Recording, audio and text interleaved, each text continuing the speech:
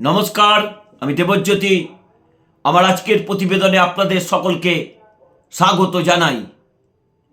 একটি বিধিবদ্ধ সতর্কীকরণ। যাদের বয়স 18 বছরের নিচে, দয়া করে প্রতিবেদনটি স্কিপ করে যাবেন। আজকের প্রতিবেদনে তুলে ধরব মার্ক্সবাদী কমিউনিস্ট পার্টির এক নেতার কুকীর্তি। সেই কীর্তিমান নেতা, যিনি আরজিকর আন্দোলনের সময় নারী নির্যাতন, অত্যাচার, জুনিয়র ডাক্তারকে খুন ধর্ষণের প্রতিবাদ করছিলেন, সেই আন্দোলনের মুখ ছিলেন সেই ইন্দ্রজিৎ ঘোষ। তিনি একসময় এসএফআইয়ের নেতা, তারপর সিটুর গুরুত্বপূর্ণ পদে ছিলেন। ইদানিং চাকরিহারাদের পাশে তাকে খুব দেখা যেত। চাকরিহারা আন্দোলনের মূল মুখ ছিলেন সেই সিপিএমের রাজ্য কমিটির সদস্য ইন্দ্রজিৎ ঘোষ। তার দলেরই একজন মহিলা কর্মীর বিরুদ্ধে তিনি বিয়ের প্রতিশ্রুতি দিয়ে সহবাস করেছিলেন। সেই অভিযোগ গত এপ্রিল মাসে মাদুরায়ে যখন ভারতীয় এই কমিউনিস্ট পার্টি সিপিএমের রাজ্য কমিটির নেতার বিরুদ্ধে অভিযোগ ওঠে, এই পার্টি কংগ্রেসেই মূল ঘটনাটির সূত্রপাত হয়। বেলঘরিয়ার একজন সিপিআইএমের একনিষ্ঠ কর্মী, পরিবার সূত্রে তার বাবা মা দুজনেই সিপিএমের পার্টি সদস্য, তার কন্যার বিরুদ্ধে বিয়ের প্রতিশ্রুতি দিয়ে দিনের পর দিন সহবাস করেছিলেন নাকি এই ইন্দ্রজিৎ ঘোষ। তাকে গত শুক্রবার রাজ্য কমিটির বৈঠকের শেষ দিনে দল থেকে সাসপেন্ড করা হয়েছে।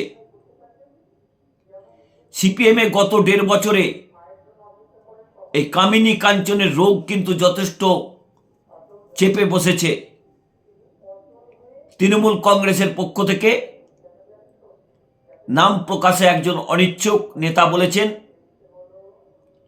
গত 1.5 বছরে সিপিএমে যে আলুর দর ধরেছে তা কিন্তু আরও যদি ভালো করে সিপিএমের নেতারা তদন্ত করেন, সেই সংখ্যা কিন্তু যে 4 জন এতদিন পর্যন্ত বহিষ্কার হয়েছেন সেই সংখ্যা নাকি আরও বাড়বে। প্রতিদিনই প্রতিবেদনের মাঝে আপনাদের একটা অনুরোধ করি, যারা প্রথমবার চ্যানেলটি দেখছেন দয়া করে সাবস্ক্রাইব করুন, বেল আইকনটি ক্লিক করে শেয়ার করুন, আপনাদের মূল্যবান কমেন্টগুলো কমেন্ট বক্সে লিখুন। প্রতিটি প্রশ্নের উত্তর দেওয়ার চেষ্টা করব। যে কথা বলছিলাম সেই মূল পর্বে ফিরে আসি। এই কামিনী কাঞ্চনের রোগ হয়েছিল বংশগোপাল চৌধুরী, তার বিরুদ্ধে সিপিএম ব্যবস্থা নিয়েছে।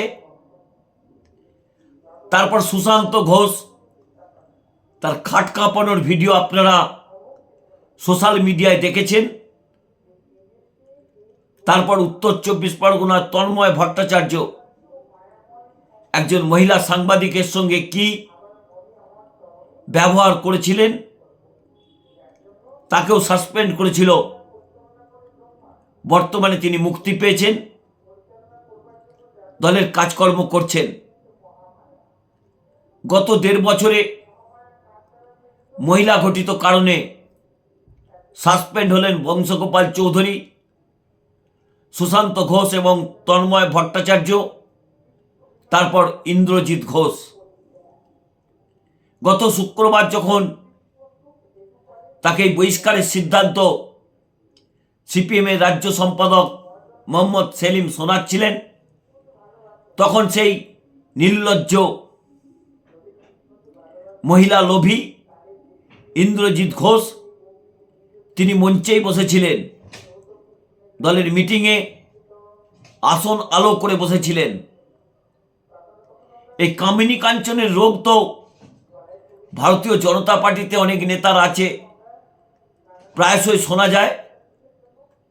তবে ভারতীয় জনতা পার্টিতে ওয়াশিং মেশিন আছে, সেখানে চরিত্র খারাপ হলে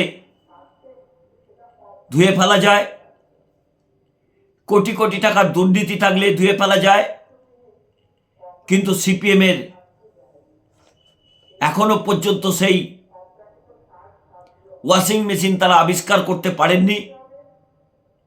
যদিও ডিটারজেন্ট দিয়ে কেচে তন্ময় ভট্টাচার্যকে তারা দলে ফিরিয়েছেন একটু চকচকে ঝকঝকে করে, কিন্তু নতুন করে আরজিকর আন্দোলনের নারী নির্যাতন খুনের প্রতিবাদ করছিলেন যে ইন্দ্রজিৎ ঘোষ, তিনি এতটা নারী আসক্তিতে ছিলেন তা কিন্তু অন্য রাজনৈতিক দলের নেতারা জানতেন না। এই ইন্দ্রজিৎ ঘোষের বিরুদ্ধে এই মাদুরাইয়ের পার্টি কংগ্রেসে অভিযোগটা জমা পড়ার পর এআইসিসি অর্থাৎ সিপিএমের সর্বোচ্চ নেতৃত্ব বিষয়টিকে তদন্ত করেন। ইন্দ্রজিৎ ঘোষের বিরুদ্ধে একাধিক মহিলা সিপিআইএমের সদস্য অভিযোগ করেন এবং তদন্ত করতে যে ঘটনা সিপিএম নেতৃত্বের কানে আসে তা একেবারে আকাশ থেকে পড়ে যাওয়ার মতো। এই ইন্দ্রজিৎ ঘোষ এতটাই গুণী, এর আগে একাধিক মহিলার সঙ্গে নাকি তিনি এই দুষ্কর্ম করে বেরিয়েছেন। সেই পালে বাঘ পড়ার মতো তার ঘটনাটি এবার ঘটেছে। কারণ বেলঘরিয়ার এই পরিবার তারা সকলেই সিপিএমের সক্রিয় সদস্য। যে মহিলার সঙ্গে এই দুর্ব্যবহার ইন্দ্রজিৎ ঘোষ করেছেন তার বাবা মাও পার্টি সদস্য। তাই সিপিএম যখন শূন্য থেকে মহাশূন্যের দিকে গণতন্ত্রের নির্বাচনে যাচ্ছে, তখন তার পার্টির অভ্যন্তরেও যেভাবে মহিলা ঘটিত দোষ ধরা পড়ছে তাতে না একসময় পার্টিটাই উঠে যায়। সিপিএমের বহু সর্বোচ্চ নেতৃত্বের বিরুদ্ধে এই মহিলা ঘটিত কেসের অভিযোগ ওঠে। তবে সেগুলোর বিচার এতদিন পর্যন্ত হতো না। এখন কিন্তু গত 1.5 বছরে সিপিএম কিন্তু চরিত্রহীনদের দল থেকে বহিষ্কারের সিদ্ধান্ত নিচ্ছেন। কারণ তারা যে শুদ্ধিকরণ করতে যে দলের নেতার সংখ্যা কমছে তা সিপিএমের নেতৃত্ব জানেন, কিন্তু তারপরেও চরিত্রহীন লম্পটদের তারা দলে রাখতে চান না। যে সিপিএম নেতা ইন্দ্রজিৎ ঘোষ এত বড় একটা ঘটনাকে ঘটালেন, তার বিরুদ্ধে কেন সিপিএম ধর্ষণের অভিযোগ করছেন না? শুধুমাত্র দল থেকে বহিষ্কার করেই তারা কেন দায় সারছেন? যে মহিলার সঙ্গে এই ঘটনা ঘটেছেন তার দিকটা একটু বিচার করে অবশ্যই সিপিএমের ওই মহিলা বা পরিবারের সঙ্গে কথা বলে ইন্দ্রজিৎ ঘোষের মতো চরিত্রহীন মেয়েবাজ নেতাকে গারদে ভরা উচিত। কোন লজ্জায় সিপিএম নারী নির্যাতনের বিরুদ্ধে কথা বলেন? কোন লজ্জায় সিপিএম আরজি করের ঘটনায় পথে নামেন। যে দলে বংশগোপাল চৌধুরী, সুশান্ত ঘোষের মতো নোংরা ভিডিও যার প্রকাশ পেয়েছে সোশ্যাল মিডিয়ায়, তন্ময় ভট্টাচার্যের মতো আদ্যপান্ত